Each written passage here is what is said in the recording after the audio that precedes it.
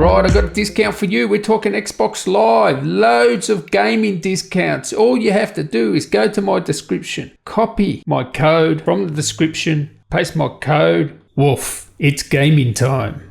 Yes, come on, the mothership has landed and this thing here is something special, and I want to see if this mothership with insane specs can actually beat my desktop. I'm talking about the desktop I build and I game on all the time. Can this mothership beat it? Well, let's find out. Alright, so before I go into the specs of my desktop, what is this mothership? And this thing here is super expensive, but when you see the specs of it, you're going to understand why. And look at it. I mean, it looks like a concept gone into production, just like ASUS have done with so many things like the Zephyrus, the ZenBook Pro Duo. I mean, they're just killing it with innovation. Now let's have a quick look what you get in the box. Of course, coming in at $6,000 US or around $10,000 Australian. Yes, that's right.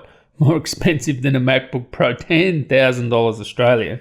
You would expect something good, and yes, it is packaged premiumly. You know, you have the outer box there, and then when you open it up, you get another box. You know, and you feel like you're getting something special, and you'd want to for that sort of price. And you know you're getting something beastly just by the size of the box. It's friggin' huge, and it's heavy, like it really is heavy. Open it up, how cool is this? It flips over, open it up, you get a certificate there thanking you from the project manager.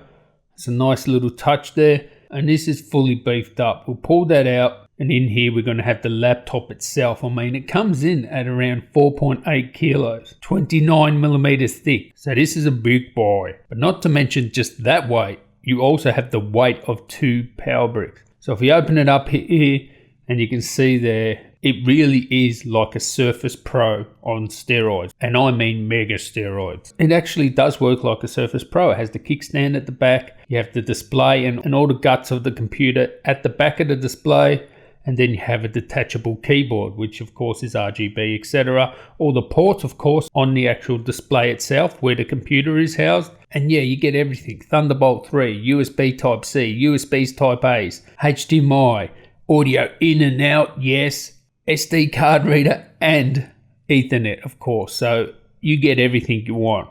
There you can see the keyboard, and there's the unit itself. It is something special. It really is a concept gone into production, which ASUS are famous for now. Now this one here comes with 100% Adobe RGB 4K with G-Sync, a i9 9980 HK. So they didn't go the desktop route, and I reckon that's the best way to go, because these will perform better thermally, but you'll still be able to overclock to 5 GHz. And this also comes with an RTX 2080 200 watt version. Not that much shorter than a desktop, and will it beat my desktop? That's what I'm very interested in. Yeah, and it has a ton of RAM too, like 64 gigs. Wow, amazing. So anyway, let's go and have a look at my desktop. So yeah, I don't usually have my desktop up here, but just for demonstration purposes, I'll just put it up here and we'll have a look what's inside this desktop. Now, usually I have a 9900K and an RTX 2080 Ti. I mostly play PUBG. I'm playing a bit of Call of Duty now, and actually playing a bit of Red Dead, which makes me want to think I better put that 2080 Ti back in there, because yeah, that is a hard game. But anyway, I got rid of the 9900. I've put that in another project, the Hackintosh project, which I'll make a video on soon. I also have replaced the RTX 2080 Ti with the RTX 2070 Super Duper. Now the reason I've done that is because I was playing mostly PUBG at the time, and it does like 180 frames per second at PUBG, no problems. The 2070 Super, and the 2080 Ti was doing over 200 frames, so it was like superfluous. And 9900K, if you're overclocked, you only need a 9600K. I mean, the difference between a 9600K overclocked to 5 GHz and a 9900K overclocked to 5 GHz in most games would be negligible. Even the games where the 9900K would be faster, it's not going to be by much. And how much RAM we got in here? I think I got 16 gigs. Oh. Alright, so there's 64 gigs in here. So that's basically it. This is the showdown between this laptop with an i9 8-core 9980 HK versus on the desktop a 9600K overclocked as far as I can go on both of them. 5 GHz on the desktop. On the laptop I can get 5 GHz, but yeah, you'll see in Battlefield I do have to reduce it a bit. But you've got basically 8 cores versus 6 cores. And then in this mothership we also have an RTX 2080 200 watt version versus an RTX 2070 Super in a desktop. Now, please, I'd love you to comment down there which one's going to be faster. So let's have a look at Firestrike. Oh my God. Yep, you can see there that indeed it looks like the mothership has landed and it's kicked the crap out of my desktop. That was unforeseen. I know it's going to, have a higher score because it's got 8 cores. Wow.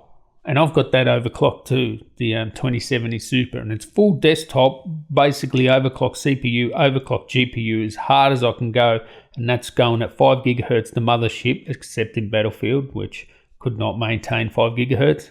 Well, yep, in Firestrike. Now let's have a look at TimeSpy, and yeah, again, not much between them really, is there? The fact that I've got a portable sort of laptop, and I know you're laughing, portable, yeah, 4.8 kilos portable, which is like 10.5 pounds. But I can tell you now, that's much more portable than my desktop. And then I'd have to bring a monitor as well. So it is really, truly high-end gaming portability. So when it comes to gaming, I just want to test 2 games. 2 games that are super hard on the system. One, Red Dead Redemption, at the highest settings, 1080p on both of them, and this thing is a killer on the system. Like, not so much thermally, like it doesn't melt it down, but Battlefield does. Like, that melts the CPUs. It really pushes them really hard. But Red Dead Redemption, even a 2080 Ti is not going to be running this at 4K, like everything bells and whistles and pushing like high frame rates. It is super hard to play this game, and you can see here, both CPUs overclocked to 5 gigahertz, both GPUs overclocked, and it competes with my desktop. Like, I could not notice the difference in gaming. Like, it was pretty much the same. Although the mothership, yeah, the fans are friggin' loud. I mean, it has to exhaust that air, that hot air, and you can feel it coming out. And yeah, it is loud. But this is truly desktop gaming performance in a laptop, in a portable package. 4K display, better off getting a high refresh one, but you can output to another monitor if you really want. But you can take this with you anywhere, LAN party, whatever. It's much better than carrying a monitor and a desktop. Amazing performance. But there was one thing, this could not maintain 5 gigahertz playing Battlefield, because it just, yeah, I would have to add voltage, not undervolt it, add extra voltage to try and keep the 5 gigahertz going. And yeah, it could do it, but then it would just throttle down, because do you know how much heat there is with these CPUs at 5 gigahertz? It's just insane. And the CPU usage on Battlefield is nuts. That's why it's the game that really crushes the system, because it really pushes that CPU hard. And when you've got the GPU and the CPU going so hard, it gets so hot because they're both producing so much heat. But yeah, have a look at the benchmark there. Yeah, performs. You're not going to tell the difference between the two. So yes, it is true. This mothership has landed, and it has beat my desktop in some scenarios, and is easily a match for a desktop. Like, you are suffering no real performance loss here. What a friggin' beast. That's all I've got to say. Yeah, I'll catch you in the next one, guys. Tally ho.